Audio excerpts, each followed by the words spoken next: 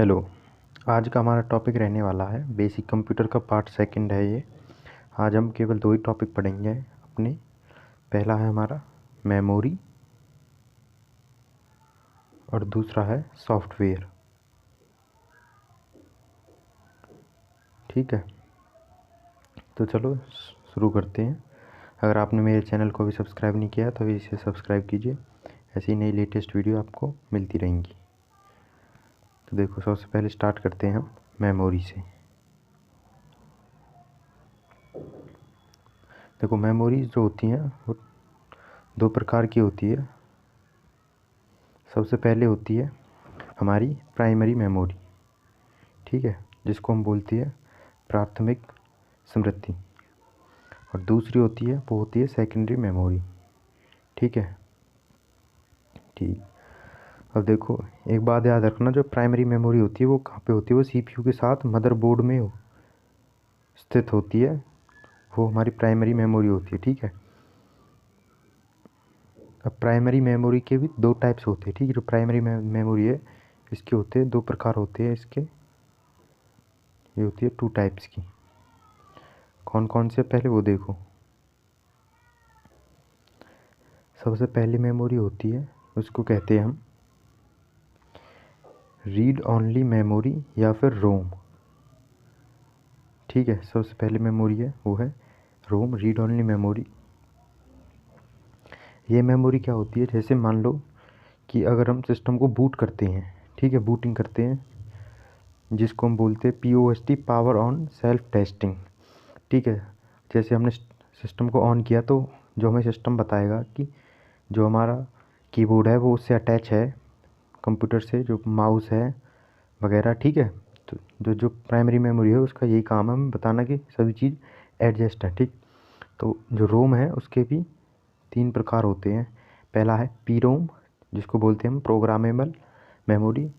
इसका मतलब है जिसे एक बार लिखा जा सकता है। ठीक है, मतलब पहले से ही सुनिश्चित है, ये जो कंप्यूटर सिस्टम में पहले से जो बैकअप होके आती है उसे हम कहते हैं पी रोम। ठीक है, फिर दूसरी होती है ई रोम। ई रोम का मतलब है erasable programmable read only memory, जिसको मिटाया जा सकता है। ठीक है, तीसरी होती है ई रोम, मतलब electrically erasable programmable read only memory. ठीक है, तो जैसे ही इसके नाम में है इलेक्ट्रिकली, तो इसका मतलब क्या है कि ये विद्युत की मदद से मिटाई जा सकती है। ठीक है, बिजली की मदद से। तो ये आपको याद रखना है। और अगर हम सेकंड टाइप करें प्राइमरी मेमोरी का, ही सेकंड टाइप में होता है रैम। ठीक है, रैम को बोलते हैं वोलेटाइल, मतलब ये अस्थायी होती है। ठीक है, परमानेंट नहीं होती, ये अस्थायी होती है।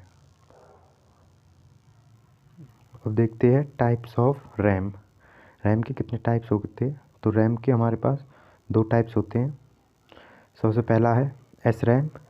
S RAM means static read only random access memory. ठीक है, स्थिर होती है ये। दूसरा है D RAM, means dynamic RAM या फिर गतिज रैम। और जो आजकल के जो कंप्यूटर होते हैं उनमें हम यूज़ करते हैं DDR रैम। ठीक है, जिसका मतलब है double data rate random access memory. ये काफ़ी फास्ट होती है। ठीक, तो नए नए अपडेट आते रहते हैं कंप्यूटर में। तो जो आज की जो हम प्रेजेंट की बात करें तो हम DDR रैम यूज़ करते हैं उसमें। चलो, अब हम बात करते हैं कि जो SR रैम है, जो कैश डेटा स्टोर होता है, वो कहाँ पे होता है? वो हमारे एस रैम में मतलब स्टोर होता है, जो हमारा कैश डेटा होता है। ठीक है, ये इंपॉर्टेंट पॉइंट है। अब है स्पीड की बात करें हम, तो जो सबसे ज़्यादा स्पीड होती है मेमोरी की वो होती है रजिस्टर मेमोरी, जो कि हमारे CPU के अंदर पहले से ही आती है। फिर दूसरे नंबर पे होती है कैश मेमोरी की, और तीसरे पे होती है रैम की। अब हम बात करें सेकेंडरी मेमोरी की, तो इसके देखो, वो होती है हमारी अस्थाई। ठीक है, volatile random access memory secondary memory में। अब बात करते हैं हम स्थाई की, जो कि वो नॉन वोलेटाइल होती है। जैसे देखो, सबसे पहले बात करेंगे फ्लॉपी डिस्क की। तो फ्लॉपी डिस्क है जो, इसके दो साइज़ होते हैं। एक तो होता है 5.25 इंच की, जिसका स्टोरेज कैपेसिटी होता है 1.2 MB। फिर दूसरी टाइप होती है 3.5 3.5 इंच की, उसका स्टोरेज कैपेसिटी है 1.44 MB। फिर उसके बाद हमारे पास आती है कॉम्पैक्ट डिस्क, जिसका स्टोरेज कैपेसिटी कितनी है 700 MB। फिर आती है DVD जिसका है 4.7 GB और इसकी फुल फॉर्म है डिजिटल वर्सेटाइल डिस्क। फिर आती है हार्ड डिस्क। हार्ड डिस्क की सबसे ज़्यादा मेमोरी होती है, याद रखना आप, उसकी होती है 2 TB, ठीक है, 2 टेराबाइट।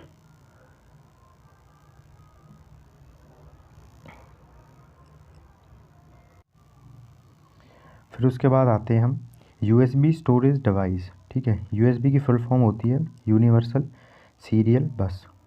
आप यहाँ देखो, जैसे ये मान लो ये हमारे पास एक CPU है, देखो इसमें बहुत सारे पोर्ट बने होते हैं, ठीक है। तो उसमें से ही एक होता है USB पोर्ट, ठीक है। तो जिसमें हम एक्सटर्नल मेमोरी लगा सकते हैं, मतलब कि बाहर से अगर हम मेमोरी लगाए तो हम इसकी मेमोरी इसको एक्सटेंड कर सकते हैं, ठीक है। फाइल्स वगैरह इसमें ट्रांसफ़र कर सकते हैं। तो सबसे पहली होती है पेन ड्राइव, ठीक है, जिसको हम फ्लैश ड्राइव भी कहते हैं, ठीक है। फ्लैश ड्राइव FLASH, ठीक है, फ्लैश ड्राइव, या फिर हम इसको कहते हैं थंब स्टोरेज डिवाइस, ठीक है, याद रखना इसको। दूसरा नाम है थंब स्टोरेज डिवाइस। फिर दूसरे नंबर पे आता है आपका मेमोरी कार्ड।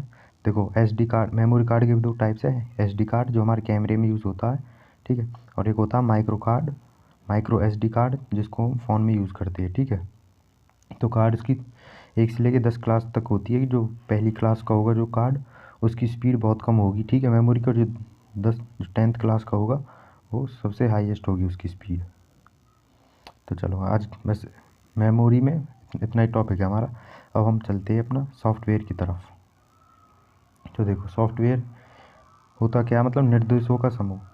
मतलब जो कंप्यूटर के अंदर जो सॉफ्टवेयर होता है, जैसे आपने कमांड दी कंप्यूटर को कि आपको ये टाइप करना है, ठीक है, जो भी आपने टाइप किया कुछ पिक्चर वगैरह, तो कंप्यूटर को कौन देगा इनपुट, ठीक है, वो होता है हमारा सॉफ्टवेयर, ठीक। तो सॉफ्टवेयर हमारे 3 प्रकार के होते हैं जनरली, ठीक है, 3 प्रकार के होते हैं सॉफ्टवेयर। कौन कौन से, देखो जो सबसे पहला है वो होता है हमारा एप्लीकेशन सॉफ्टवेयर, दूसरा है सिस्टम सॉफ्टवेयर, तीसरा है यूटिलिटीज़, ठीक है। बात करेंगे हम सबसे पहले सिस्टम एप्लीकेशन सॉफ्टवेयर की। देखो जो यूज़र को सुविधा देने के लिए बनाए जाते हैं, ठीक है, जैसे कि ऐप्स, जिसको हम मोबाइल फ़ोन में होता है ऐप्स, ठीक है, तो कंप्यूटर में उनको कहते हैं हम एप्लीकेशन प्रोग्राम। सिस्टम सॉफ्टवेयर कौन से होते हैं, जो सिस्टम सॉफ्टवेयर जिनके बिना कंप्यूटर नहीं चल सकता, ठीक है, जैसे कि विंडोज़ होता है, ठीक है, जो सबसे मेन है वो यही होता है सिस्टम सॉफ्टवेयर। अब तीसरा होता है यूटिलिटीज़। कंप्यूटर सॉफ्टवेयर को सुरक्षा प्रदान करने के लिए यूटिलिटीज़ सॉफ्टवेयर होते हैं, जिस एग्जांपल है जैसे एंटीवायरस वगैरह होते हैं, ठीक है। और एक क्वेश्चन है यहाँ पे, वायरस की फुल फॉर्म। तो वायरस की फुल फॉर्म देखो आप याद रखना, V से है वाइटल, I से है इंफॉर्मेशन, R से रिसोर्सेज, U से है अंडर, S से है सीज, ठीक है। अब देखो सिस्टम सॉफ्टवेयर को हम थोड़ा सा डिटेल में जानेंगे।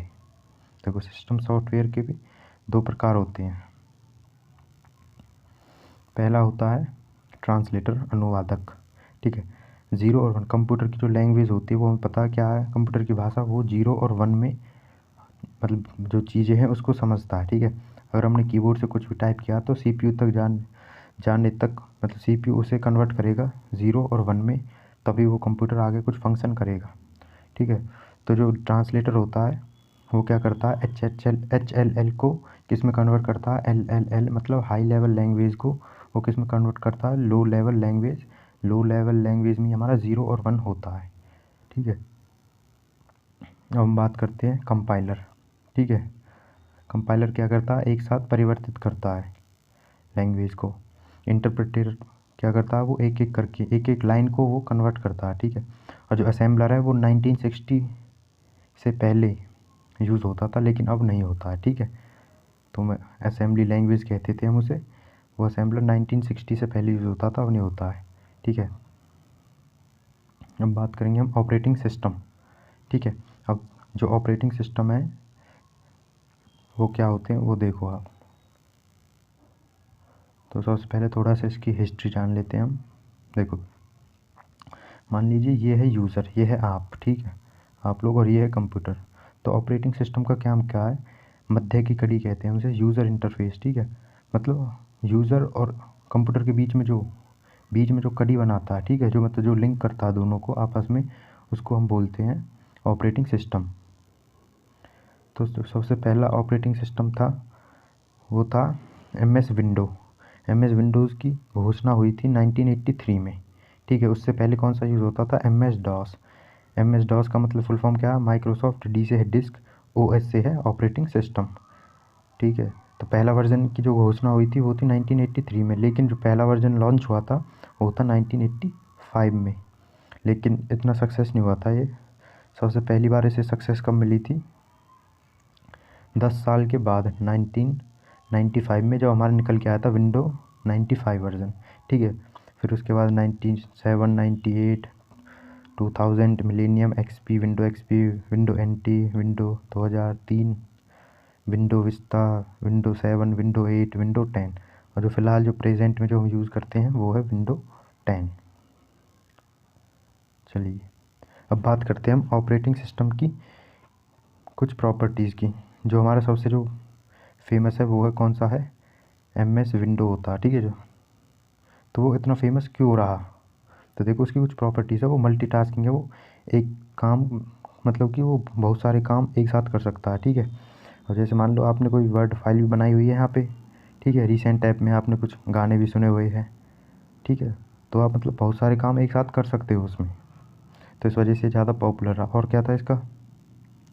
OLE मतलब object linking and embedding.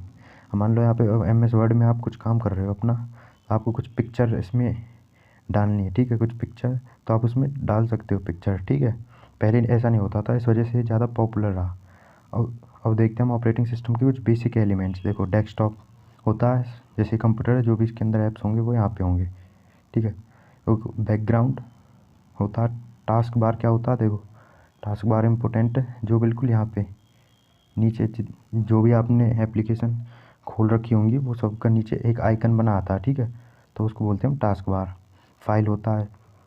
Folder क्या होता है? फोल्डर के अंदर मतलब फाइल्स का समूह को हम क्या कहते हैं? फोल्डर। फिर उसके बाद रिसाइकिल बिन होती है। रिसाइकिल बिन में क्या है? जो भी आपने डिलीट किया है कोई फाइल या फिर फ़ोटो, वो कहाँ पे चला जाएगा? रिसाइकिल बिन में चला जाएगा वो। ठीक है, जैसे ये रिसाइकिल बिन इसमें आ जाएगा वो। अगर इसमें से भी आपने डिलीट कर दिया तो वो परमानेंटली डिलीट हो जाएगा। फिर उसके बाद है एप्लीकेशन मैनेजमेंट, मतलब कोई भी एप्लीकेशन आपने इंस्टॉल किया या फिर उसको अनइंस्टॉल किया तो वो सब कौन देखेगा? ऑपरेटिंग सिस्टम और कंट्रोल पैनल। ठीक है, तो आज की वीडियो में बस इतना ही। इसकी जो नेक्स्ट वीडियो है वो मैं लेके आऊँगा नेक्स्ट क्लासेस में। तब तक के लिए आप चैनल को सब्सक्राइब कर लीजिए। Thank you very much.